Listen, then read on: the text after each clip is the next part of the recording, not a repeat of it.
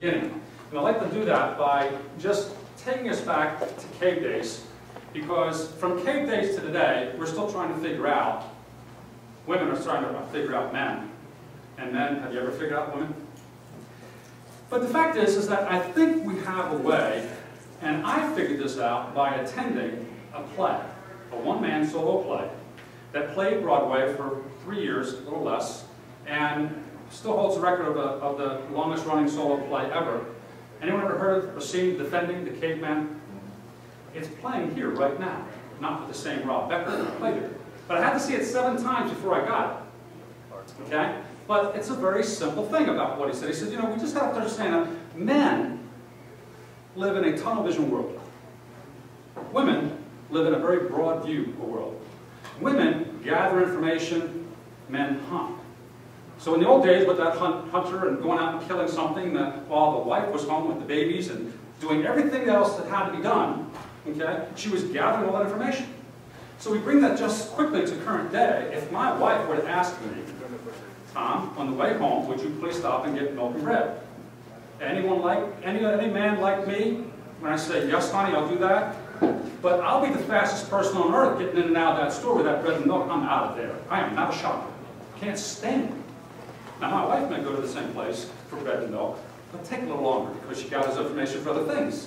You follow me? So, if we know right now that the simplistic role between man and woman is just that men are hunters and women gather information, is that enough right now to go forward now to get into a teaching dealership to appreciate that when we're trying to deal with the sexes, appreciate that that's the reality. I shared this with Jody yesterday, and she agreed. Okay, that they are gathered. Women are just out there gathering information right here, and we're tunnel vision in here. So to keep that in play, let me just share with you here that that man out there may be a hunter while she's holding the club, just to keep him away. So just something to maybe give ourselves a little bit of laugh. So I have to start by, to give you an appreciation of a teaching dealership by sharing with you the experience of a teaching hospital. And that quote is off of the online, that a teaching hospital is the best place to go when you're sick or when you only need something the best.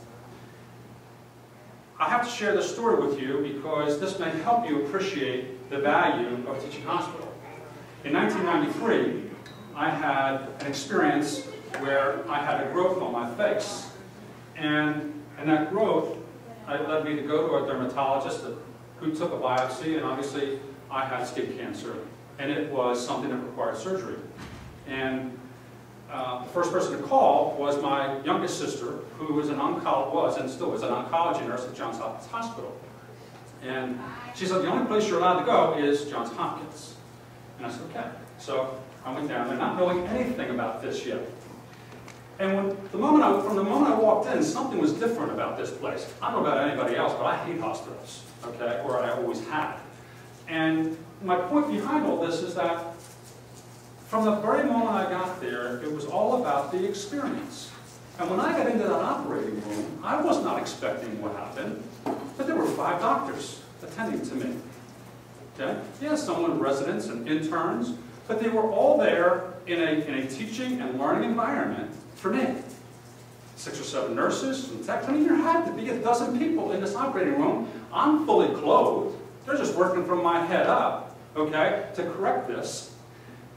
And I'm sharing the facts. But I'm on a table, they're chatting with me, and all of a sudden that rumbling starts. I don't know if you ever get that. That rumbling just starts in your stomach, and I started busting out laughing. I couldn't believe it. I'm laughing. He said, what's wrong? What's this all about? I said, you guys can't mess up. I can't lose, can I? Was the reality. And he said, everybody was there. He said, you know, the doctor said, yeah, you're right.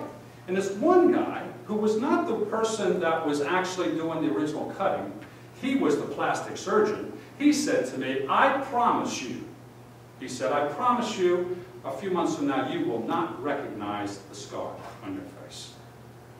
Now, you want to talk about one of those experiences where you just calm down, you're just totally at ease, okay, and you look at all this. Now, here's the thing. After they were finished, I'm patched up, I got a bandage on my face, and I'm still laying down at the table. And I said, hey, I just want to say thank you, doctors, for all of you attending to me this way. I've never experienced a moment like this. You know what they did? The one doctor said, oh, no, you don't understand, sir. These techs, we can't do anything without them. Those support personnel, we can't do anything without them. All these nurses, we can't do anything without them. They're the ones you really need to thank. I thought to myself, you want to talk about deflecting something, you know, from what you can look at if you think the doctors are up here and everybody's down here? How about the reverse?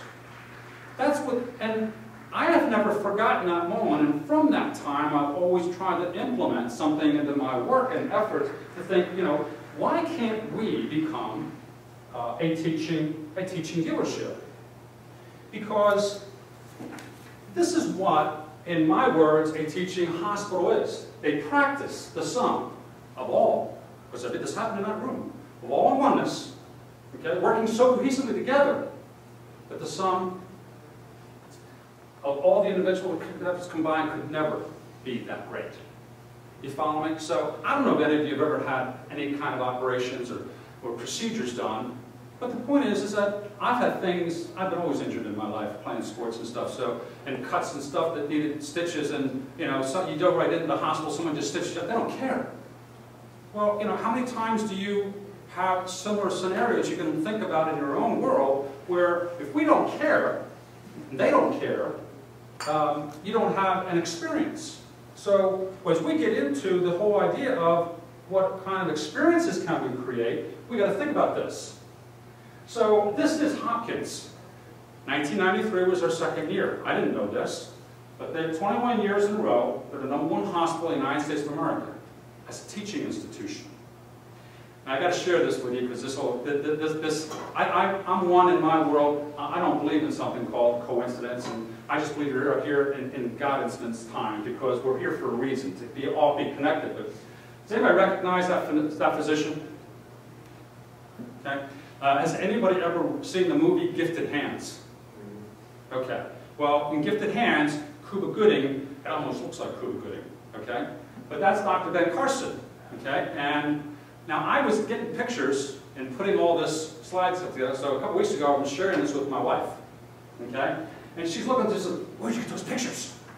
I said, what's wrong? And she says, you can't use those pictures. I said, why? And I said, show me where you got them. So I took her online and Googled images and found Dr. Carson, and then I showed her exactly what page and how I picked up that other slide. And she said, I don't believe that. I didn't know that was even online. She said, did you know those two pictures go together? And I said, no. And she said, well, look at that other picture, she says to me. Look at that one person. I said, well, if they have a mask on, I can't tell. That's Peggy, she goes. Look, there's Janet. And look, there's Sheila. I said, okay. She said, that operation was of the twins, 30 hours of an operation that man did to save that child's life. And she said, look at all those people. She said, somebody's got to run it. Somebody's got to operate it, to operate that kind of synergy. She goes like that. And she said, that's me. My wife's the nurse manager for pediatric surgery at Johns Hopkins Hospital. Okay? I had no idea of any of that. So, you know, and here's the thing that I have up here as the birthplace of rounds. Anybody understand what that means? You know, rounds? But, you know, that was birthplace of where not one, but 2-on-1. Okay? We talk about, I teach things on edification. Well, you can't edify someone without a witness. I can't say something great about Paul to Paul. He may not take it right.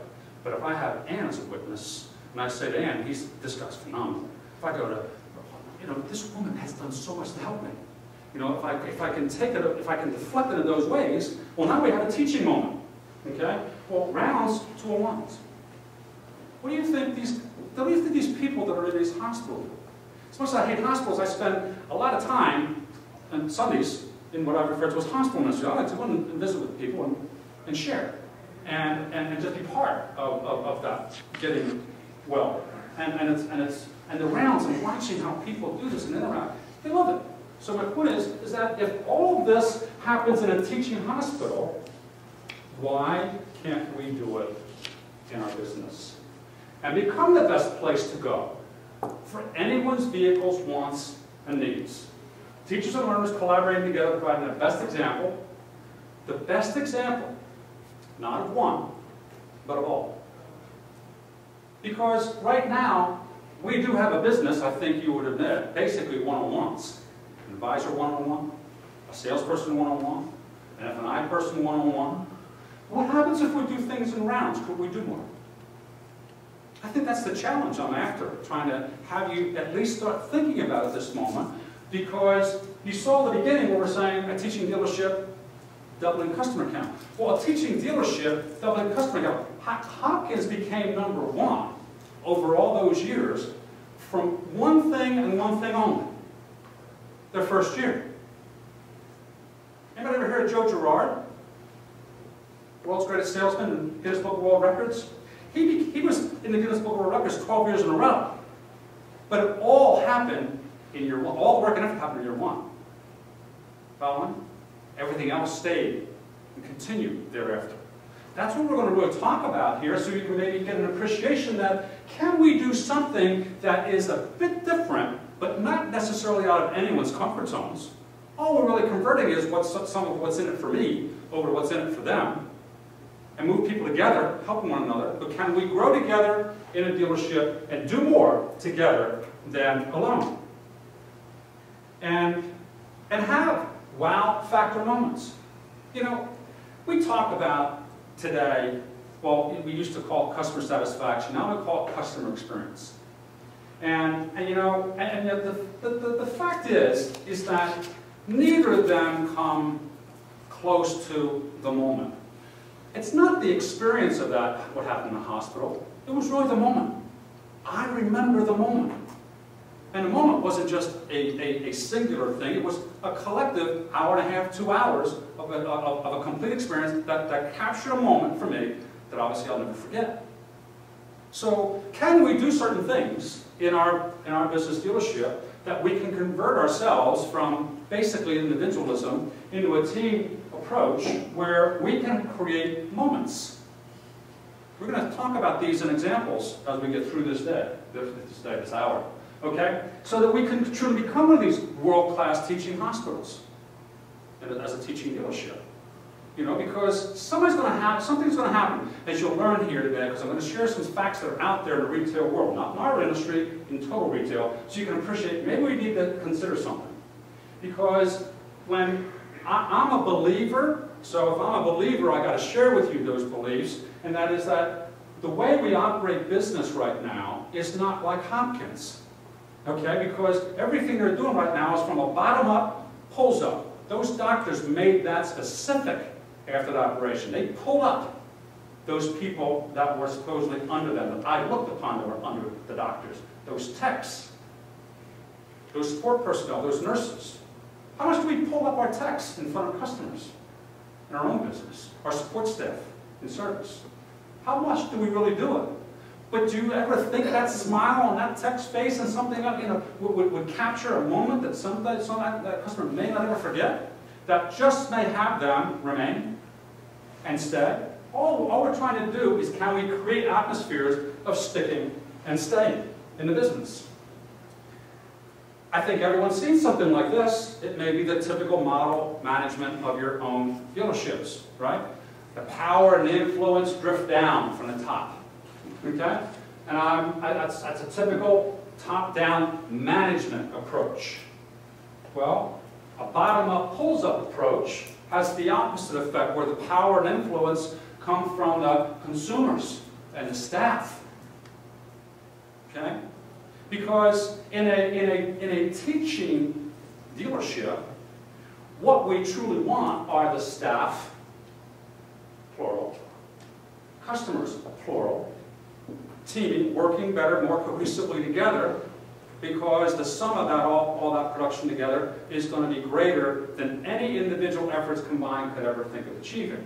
So I just shared with you a couple of things here to give you an appreciation that We may need to look at ourselves and our positions and some of your own people in their positions from a leadership role or a management role. You heard some great speakers already, talk about leadership. And I actually put this up to just share with you that I don't know about you, I've lived my entire life and recognized some managers that exclude, that are like that woman just barking. I'm on an agenda. I have to hit numbers. I got to do this. You got to do this for me. That's managers. That's not a leader, is it? But a leader includes everybody.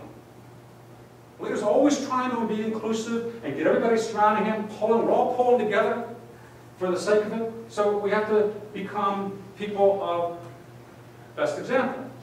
So it's not just the leaders. But I guess what I'm asking you is that can you give away some of the leadership and take it all the way down the bottom and say, you got it now. Okay? Build us up by building yourself up.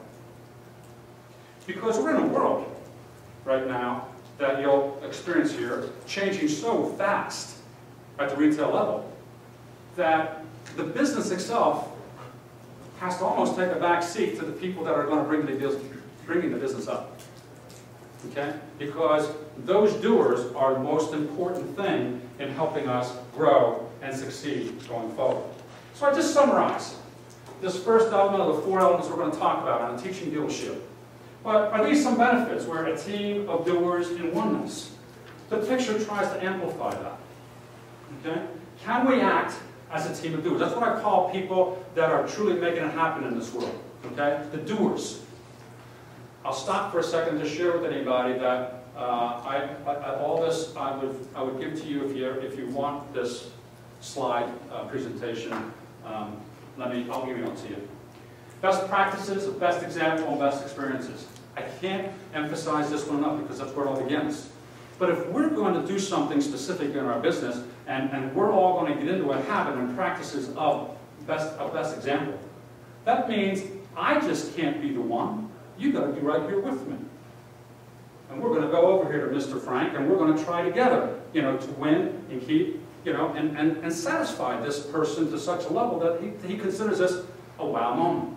Something he may remember, and something that he will go and freely, tell people. You heard, anybody heard David Lewis the other night, where he was saying, that didn't ask for a referral, just gave them away because they constantly stay in constant, excellent communication. So this whole effort we're talking about here is a human synergy, habits, versus personal habits. I'm not talking about product here. I'm just talking about, here's an opportunity through human synergy to have a difference in people's lives. Moments that last, gains and retains. Better relationships. There is no doubt you can all think of some in your own life, but better relationships, they stick and stay, don't they?